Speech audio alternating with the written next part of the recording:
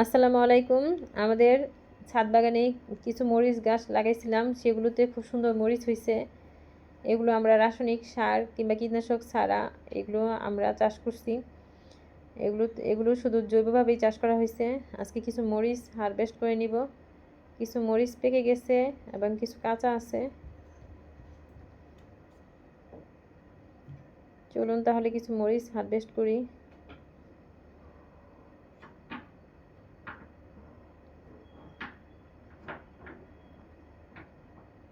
বিসমিল্লাহির রহমানির রহিম।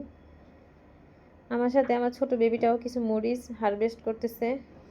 আপনারাও আপনাদের ছাদ বাগানে কিংবা বারান্দার মধ্যেও এরকম করে কয়েকটা মরিচ গাছ লাগাতে পারেন, তাহলে আর মরিচ কিনে খেতে হবে না। দেখুন মরিচগুলো কত সুন্দর। আজ এই পর্যন্তই। আসসালামু আলাইকুম। আপনারা সবাই সুস্থ থাকবেন, ভালো থাকবেন। আল্লাহ হাফেজ।